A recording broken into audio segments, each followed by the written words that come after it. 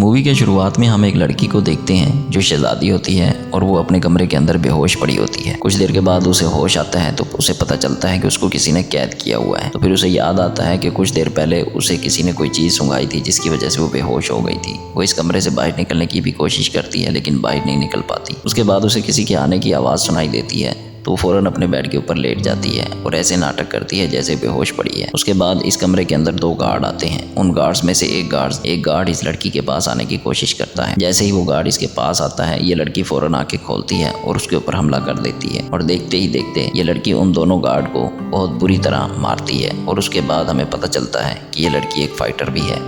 उसके बाद ये लड़की इस कमरे को बाहर से लॉक कर देती है और उन दोनों गार्ड्स को इसी कमरे के अंदर बंद कर देती है। उसके बाद ये दूसरे कमरे में जाती है और उस कमरे की खिड़की से नीचे देखती है तो इसे पता चलता है कि दूसरे शहर का शहजादा जूलियस इसकी फैमिली को बंदी बनाए हुए है। फिर हम मूवी का कुछ टाइम पहले का सीन देखते हैं जिसमें हमें पता चलता है कि जूलियस के साथ इस लड़की की शादी हो रही होती है, लेकिन ये लड़की जूलियस को पसंद नहीं करती क्योंकि ये उसको एक अच्छा इंसान नहीं समझती और ठीक शादी के टाइम पर ये लड़की शादी से भाग जाती है, जिसकी वजह से जूलियस को बहुत गुस्सा आता है और वो इसी बात का बदला लेने के लिए यहाँ पर आया हुआ होता है। और जूलियस इसलिए भी इस लड़की से शादी करना चाहता है क्योंकि इसका कोई भाई नहीं है और इसका फादर यहाँ का प्रिंस है और इसके फादर के बाद जो भी इस लड़की से शादी करेगा वो यहाँ का प्रिंस होगा। इसलिए जूलियस इससे शादी करना चाहता है हर सूरत में कि वो यहाँ का प्रिंस बन जाए। उसके बाद इस लड़की के कमरे में एक और गार्ड आता है जिसने चेहरे के ऊपर लोहे का मास्क पहना होता है। ये लड़की उसके साथ भी फाइट करती है और उसको मार देती है। फिर लड़की अपना पुराना वक्त याद करती है जब वो छोटी बच्ची थी और उसमें हम देखते हैं कि एक औरत को जो इसकी टीचर होती है जो इसको तमाम फाइटिंग स्किल्स सिखाती है। अब गुजरी हुई बातें याद करने के बाद प्रिंसेस उस कमरे से निकलती है और एक और कमरे में चली जाती है। जब वो वहाँ पहुँचती है तो वहाँ 2 गार्ड और आ जाते हैं। फिर वो इन दोनों गार्ड्स के साथ भी लड़ाई करती है, फाइट करती है और इनको बहादुरी के साथ इनका मुकाबला करती है और इन दोनों को भी मार देती है और उसके बाद वहाँ से बाहर निकलती है। फिर जूलियस अपने एक सीनियर गार्ड को शहजादी को उस लड़की को चेक करने के लिए भेजता है कि वो शादी के लिए तैयार हुई है या नहीं। फिर वो सीनियर गार्ड उस लड़की को चेक करने के लिए खुद नहीं जाता बल्कि एक दूसरे गार्ड को उसे चेक करने के लिए भेज देता है जो कि सेहतमंद होता है, मोटा होता है। अब वो जूनियर गार्ड चूंकि बहुत मोटा होता है और वो इतना ऊपर नहीं जाना चाहता, लेकिन उसके बावजूद सीनियर गार्ड उसको कहता है कि तुम जाओ और वो फिर वो ना चाहते हुए भी उस लड़की को ढूंढने के लिए ऊपर जाता है। फिर हम देखते हैं कि वो लड़की सबसे छुपते छुपाते अपने मेन रूम के अंदर आ जाती है और अपने बेड के नीचे से एक तलवार निकालती है। वो तलवार उसको उसकी टीचर ने दी थी। जब उसको तलवारबाजी सिखाई गई थी तो उसकी टीचर ने उसे ये गिफ्ट दी थी। उधर दूसरी जानिब वो सेहतमंद गार्ड, मोटा गार्ड इतना ऊपर आने की वजह से बहुत ज़्यादा थक जाता है और वो एक जगह पर बैठ जाता है। फिर हम देखते हैं कि प्रिंसेस अपने कमरे से बाहर आती है तो उसे कुछ आवाज़ें आती हैं तो वो एक दीवार के साथ खड़ी होकर एक सुराग से देखती है तो उसे पता चलता है कि कमरे के अंदर जूलियस और इसकी दोस्त मोरा वो अकेले हैं और जूलियस के अपनी फ्रेंड के साथ नाजायज़ ताल्लुकात हैं। तो फिर लड़की अपनी तलवार को दीवार के आर पार करके जूलियस को मारने ही लगती है कि तो ठीक उसी समय जूलियस के कमरे में गार्ड आ जाता है और उसे कहता है कि आपको राजा ने बुलाया है। तब जूलियस राजा की बात सुनने के लिए वहाँ से चला जाता है। फिर वो लड़की दीवार के नीचे एक छोटा सा सुराग होता है और उस सुराग के जरिए दूसरे कमरे में जाने की कोशिश करती है तो वहाँ उसका सामना एक और गार्ड से होता है तो वो उस गार्ड को आग लगाकर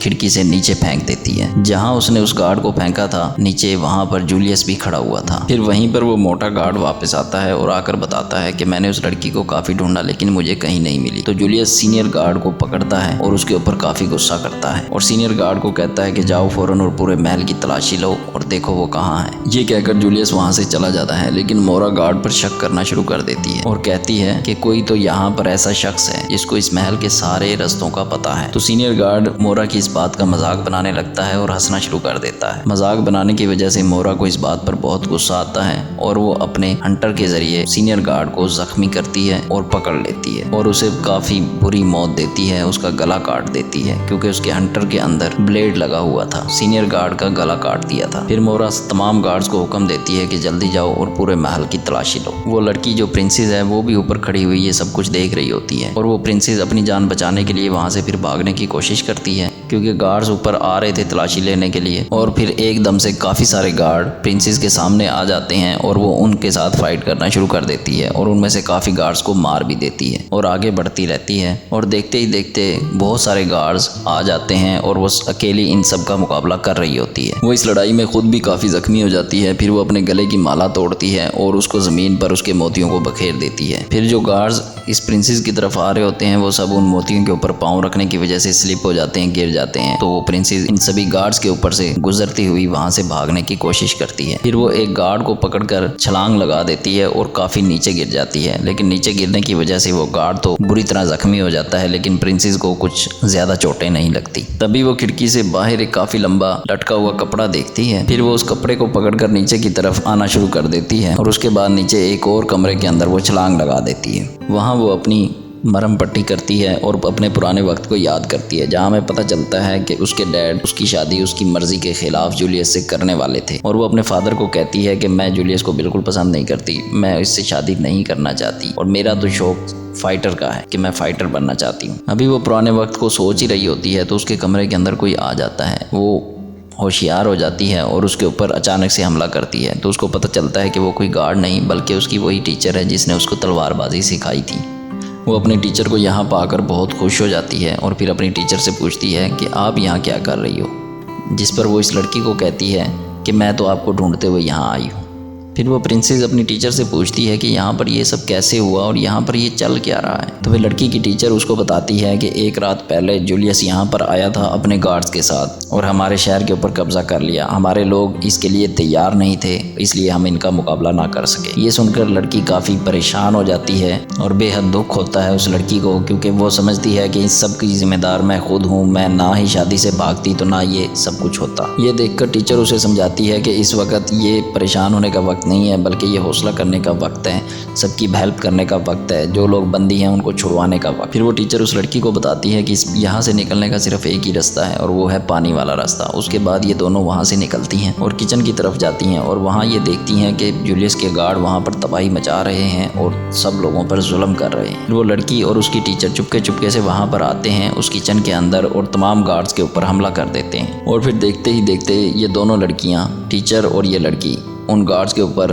हावी हो जाती हैं और उनको मारना शुरू कर देती हैं। फिर एक गार्ड उस लड़की के ऊपर हमला करने के लिए आ रहा होता है तो अचानक से पीछे से मोइरा आ जाती है और आने के बाद उस गार्ड को अपने हंटर के जरिए मार देती है। फिर मोइरा खुद इन दोनों से लड़ना शुरू कर देती है। प्रिंसेस और वो टीचर दोनों मिलकर मोइरा का मुकाबला करते हैं और काफ़ी देर तक लड़ाई चलती रहती है। फिर मोइरा अपने हंटर के जरिए प्रिंसेस को पकड़ लेती है और उसको ऊपर लटका देती है। फिर वो टीचर प्रिंसेस को बचाने के लिए मोइरा से लड़ाई शुरू कर देती है और प्रिंसेस को बचाने की पूरी कोशिश करती है। उधर गला घुटने की वजह से प्रिंसेस की हालत मरने वाली हुई होती है। इससे पहले कि प्रिंसेस मर जाती, टीचर मोइरा को पीछे धक्का देती है और जिसकी वजह से प्रिंसेस नीचे गिर जाती है और मोइरा के हंटर से आज़ाद हो जाती है। दूसरी जानिब टीचर मोइरा के चारों तरफ आग लगा देती है ताकि मोइरा उनका पीछा ना कर सके और उन्हें रोक ना सके। फिर टीचर प्रिंसेस को कहती है कि तुम यहाँ से अकेली भाग जाओ, मैं इसका मुकाबला करती हूँ। लेकिन मगर प्रिंसेस उसे मना कर देती है कि मैं टीचर के बगैर नहीं जाऊंगी। तो टीचर उसे वहाँ समझाती है कि तुम मेरी बात मान जाओ और तुम जाओ, क्योंकि आपका यहाँ से जाना जरूरी है, आपने अपनी फैमिली को बचाना है। अकेली यहाँ रुककर मोइरा का सामना करूंगी। तो प्रिंसेस उनकी बात मान लेती है और फिर वो उसी पानी के रास्ते से वहाँ से बाहर आ जाती है और वो उस पानी के जरिए उस जेल तक पहुँच जाती है जहाँ उसकी फैमिली कैद थी। प्रिंसेस देखती है कि यहाँ पर 3 गार्ड हैं जो उनकी फैमिली के ऊपर नजर रखे हुए हैं। फिर प्रिंसेस अचानक से इन तीनों गार्ड्स के ऊपर हमला कर देती है और इन तीनों गार्ड को मारकर अपनी फैमिली को वहाँ से निकाल लेती है। अब वो अपनी फैमिली को लेकर जा ही रही होती है तो अचानक से वहाँ पर और गार्ड आ जाते हैं जो उन लोगों पर हमला करके उन्हें बेहोश कर देते हैं। फिर जब प्रिंसेस को होश आती है तो अपने आप को जूलियस के सामने बंधा हुआ पाती है। यहाँ उसके साथ उसकी पूरी फैमिली भी होती है। तभी यहाँ पर मोइरा उसकी टीचर को भी ले आती है। फिर प्रिंसेस जूलियस को कहती है कि मैं तो दिन रात आप ही के बारे में सोचती रहती थी। जिस पर जूलियस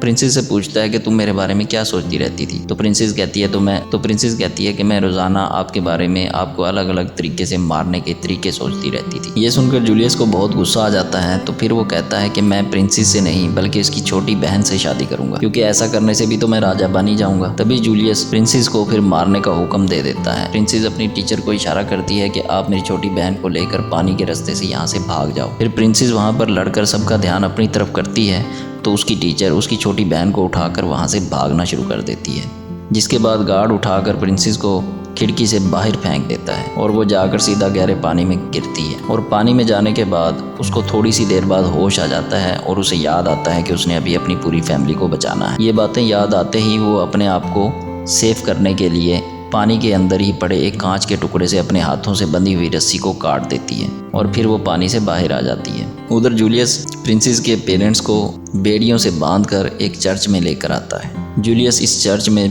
प्रिंसेस की छोटी बहन से शादी करने के लिए आया हुआ था। यहाँ पहुँचते ही वो फौरन गार्ड्स को हुक्म देता है कि प्रिंसेस की छोटी बहन को ढूंढ कर लाओ। फिर हम देखते हैं कि प्रिंसेस फौरन अपने महल के अंदर आ जाती है तो वहाँ एक और गार्ड उसके सामने आ जाता है और उस पर हमला करता है। वो गार्ड जैसे ही हमला कर रहा होता है तो प्रिंसेस की छोटी बहन एक स्टैचू के पीछे छुपी होती है और उस स्टैचू को उस गार्ड के ऊपर गिरा देती है, जिस वजह से उस गार्ड की भी मौत हो जाती है। तभी हम देखते हैं कि वहाँ पर टीचर भी आ जाती है। फिर प्रिंसेस, उसकी छोटी बहन और टीचर एक ऐसी जगह पर आते हैं, एक ऐसे तय खाने के अंदर आते हैं जहाँ पर बहुत सारे हथियार पड़े होते हैं जो जंग के टाइम पर काम आते हैं। प्रिंसेस और टीचर जंग वाले कपड़े पहनकर बिल्कुल तैयार हो जाते हैं। फिर प्रिंसेस और टीचर वहाँ से निकल पड़ते हैं और छोटी बहन को वहीं छोड़ देते हैं। जूलियस के गार्ड प्रिंसेस की छोटी बहन को ढूंढ रहे होते हैं जबकि प्रिंसेस और टीचर बाहर फाइट कर रही होती हैं तमाम गार्ड्स के साथ। फिर जब जूलियस प्रिंसेस की आवाज़ सुनता है तो वो काफ़ी हैरान हो जाता है क्योंकि उसे तो यही लग रहा था कि प्रिंसेस मर गई होगी। फिर वो अपने और गार्ड इन दोनों से लड़ने के लिए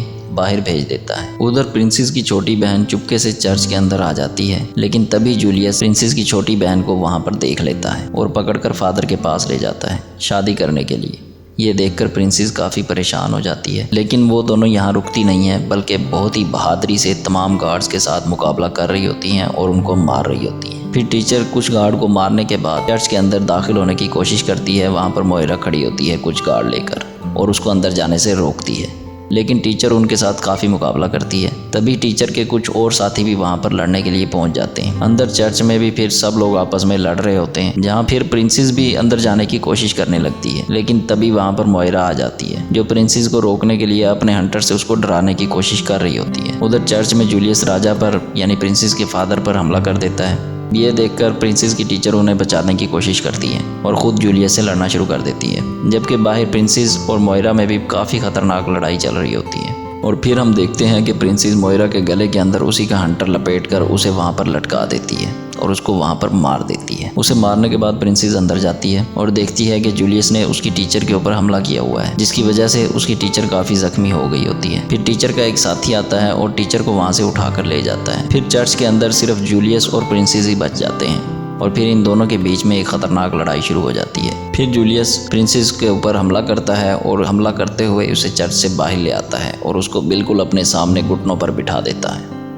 और प्रिंसेस अपने घुटने टेक कर जूलियस के सामने बैठी होती है और जूलियस ने अपनी तलवार को प्रिंसेस के गले के ऊपर रखा हुआ था और जूलियस सब लोगों को बताता है कि अब से यहाँ का नया राजा मैं हूँ। लेकिन तभी प्रिंसेस को अपनी टीचर की बताई हुई एक बात याद आ जाती है कि लड़ाई के वक्त हमेशा बर्दाश्त रखें और अपना पूरा फोकस और ध्यान लड़ाई पर ही रखें। अब वो बिल्कुल ऐसा ही करती है। जैसे ही जूलियस का ध्यान उस पर से हटता है तब वो जल्दी से जूलियस के हाथ से तलवार लेकर एक ही झटके में उसका सर तन से जुदा करके ज़मीन पर गिरा देती है। जूलियस ने अपने सर के ऊपर बादशाह का ताज पहना हुआ था, उसका सर कटने की वजह से वो ताज भी नीचे गिर जाता है। उस ताज को उठाकर प्रिंसेस अपने फादर के पास जाती है और अपने फादर को देती है। राजा अपना ताज पहनकर सबके सामने ये ऐलान करता है कि अब के बाद इस शहर का राजा कोई और नहीं, मेरी बेटी प्रिंसेस होगी। ये सुनकर वहाँ पर मौजूद सब लोग काफ़ी खुश हो जाते हैं और फिर ये शानदार फिल्म यहीं पर ख़त्म हो जाती है।